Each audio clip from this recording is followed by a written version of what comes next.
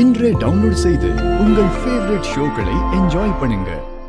நீங்க தானே என்கிட்ட சொன்னீங்க என்னோட கடந்த காலத்தோட உங்களுக்கு எந்த சம்பந்தமும் இல்லைன்னு. என் கடந்த வாழ்க்கை எப்படி இருந்துச்சு, என்னவா இருந்துச்சு, யாரோட இருந்துச்சுன்னு தெரிஞ்சுக்க விரும்பலன்னு. என்னோட காதல் போதும்.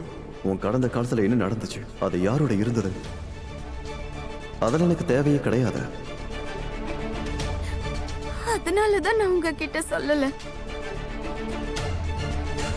ஒருவேளை சொல்லியிருந்தா கூட நான் உங்ககிட்ட என்னன்னு சொல்லுவேன்.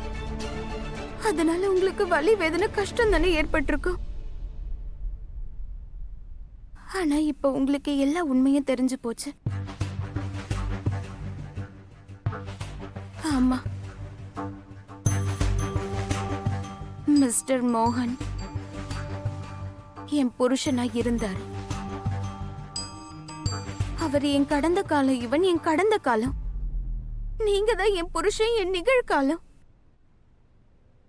இந்த உண்மையை யாராலையும் மாத்த முடியாதுல்ல.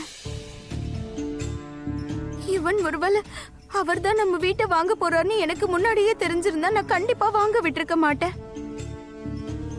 என் வார்த்தையை நம்புங்க, அவர் என் வாழ்க்கையில திரும்ப வரணும்னு நான் ஆசைப்பட்டதே கிடையாது. என் வாழ்க்கையில இத்தனை வருஷத்துக்கு அப்புறமா மறுபடியும் அவரை சந்திக்கணும்னு நான் ஆசைப்பட்டதே கிடையாது.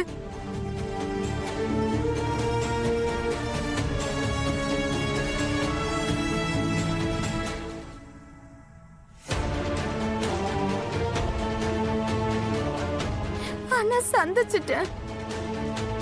அவர் தானே எனக்கு தெரியறதுக்கு முன்னாடி அவர் நம்ம வீட்டை வாங்கிட்டாரு இவன்.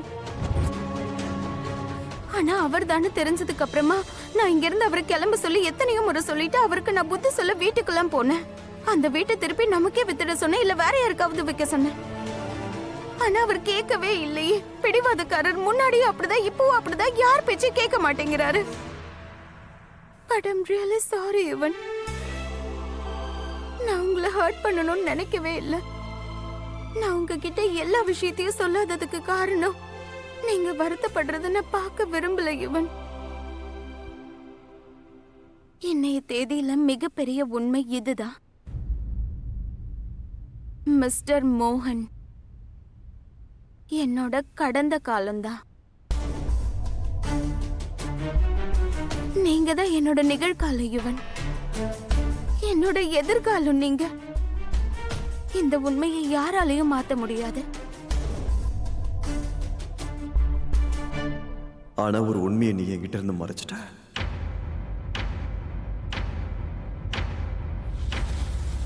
என்ன உண்மை இவன்?